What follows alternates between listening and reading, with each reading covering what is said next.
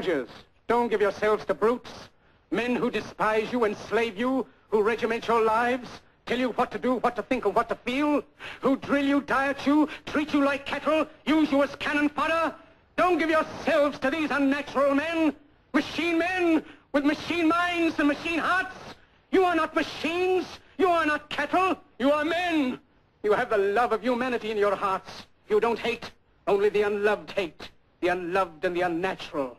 Soldiers, don't fight for slavery, fight for liberty. In the 17th chapter of St. Luke it is written, the kingdom of God is within man, not one man nor a group of men, but in all men, in you. You, the people, have the power to create machines, the power to create happiness. You, the people, have the power to make this life free and beautiful, to make this life a wonderful adventure. Then in the name of democracy, let us use that power. Let us all unite.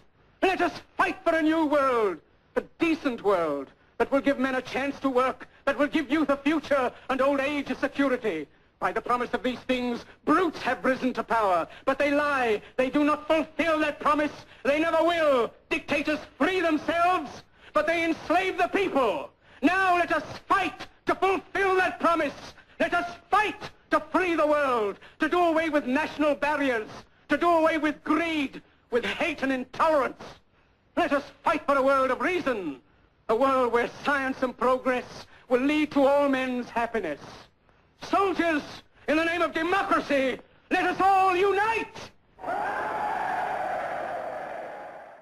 Soy Bernardo Bergeré.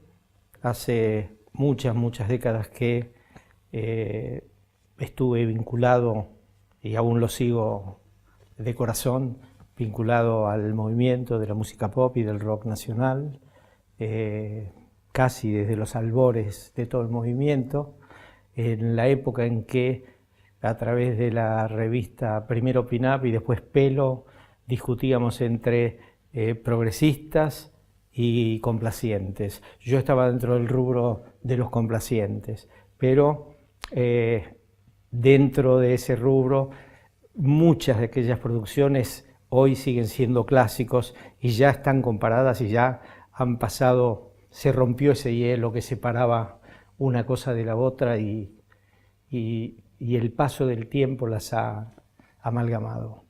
Eran épocas muy divertidas, eran épocas muy particulares porque estaba la industria discográfica casi en pañales y competíamos dentro de nosotros mismos. Yo hoy le voy a dedicar esta lectura, este texto, todo esto a Jorge Álvarez. Jorge Álvarez, que fue el editor clave de la década del 70, fines de los 60, década del 70, en cuanto a publicaciones de libros. Jorge Álvarez fue el primero que publicó Mafalda. Jorge Álvarez publicó una serie de libros que se llamaban Crónicas de la Incomunicación, Crónicas de lo Insólito, Crónicas... Entre esas crónicas hay una que se llamó Crónicas de la Incomunicación, que a mí me quedó marcado a fuego. Es un relato muy corto que escribió Charles Chaplin, poco después del término de la Guerra Civil Española. Y es un texto que ha tenido muy poca difusión, muy poco conocido. Chaplin, obviamente, siempre ha sido más un hombre del cine que un hombre de las letras. Y elegí ese texto porque me parece que es contundente y me dejó aparte muy marcado en aquel momento, como para transmitir esa emoción que me produjo entonces y ahora la relectura transmitírselo a todos. Se llama Ritmo y dice así: tan solo el alba se movía en la quietud del pequeño patio de aquella prisión española. El alba anunciando la muerte, mientras el joven, leal al régimen establecido, estaba parado al frente del pelotón de fusilamiento. Los preliminares estaban terminados. El pequeño grupo de funcionarios había caminado hacia un costado para ser testigos del final y ahora la escena se había tensionado en el siniestro silencio. Hasta el final Los rebeldes habían conservado la esperanza que el indulto viniera del Comando Central. Si bien el condenado era un enemigo de la causa, en el pasado había sido una popular figura en España, un brillante escritor de comedia, quien había contribuido mucho al regocijo de sus compatriotas. El oficial a cargo del pelotón de fusilamiento lo conocía personalmente. Antes de la Guerra Civil, ellos habían sido amigos. Juntos se habían graduado en la Universidad de Madrid. Juntos habían trabajado para derrocar la monarquía y el poder de la Iglesia. Y juntos se habían ido de juerga, se habían sentado en las noches en las mesas de los cafés, habían reído y bromeado, habían disfrutado noches de discusiones metafísicas. Algunas veces habían discutido sobre las dialécticas de gobierno.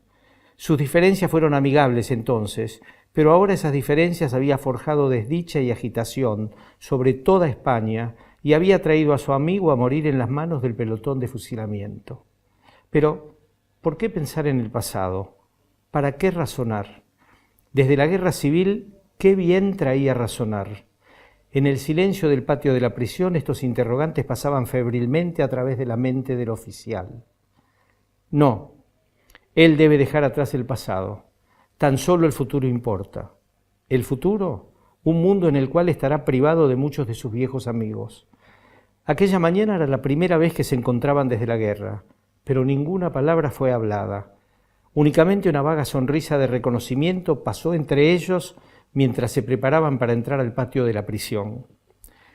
De la sombría alba, reflejos de plata y rojo echaban un vistazo sobre el muro de la prisión y respiraban un tranquilo requiem al ritmo de la quietud del patio, en una rítmica pulsación en silencio como el latido del corazón. Fuera de ese silencio, la voz del oficial a cargo resonó contra los muros de la prisión. Atención. Con esta orden, 6 subordinados se llevaron con violencia sus rifles a sus costados y se atiesaron. La unidad de su acción fue seguida por una pausa en la cual la siguiente orden estaba por ser dada. Pero en aquella pausa algo pasó, algo que rompió la línea del ritmo. El condenado tosió y aclaró su garganta. Esa interrupción rompió la secuencia del procedimiento. El oficial giró, esperando que el prisionero hablara, pero ninguna palabra vino.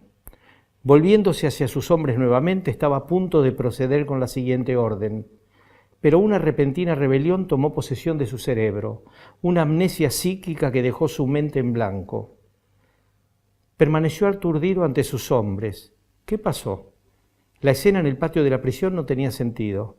Objetivamente vio solo un hombre de espaldas al muro frente a otros 6 hombres, y el grupo allá al costado, cuán tontos parecían, como filas de relojes que de repente han parado de hacer tic-tac. Nadie se movía, nadie tenía de sentido. Algo está mal, todo debía ser un sueño y él debía espabilarse. Borrosamente su memoria comenzaba a retornar. ¿Cuánto tiempo había estado allí de pie? ¿Qué había pasado? Ah, sí, él había dado una orden, pero ¿qué orden seguía?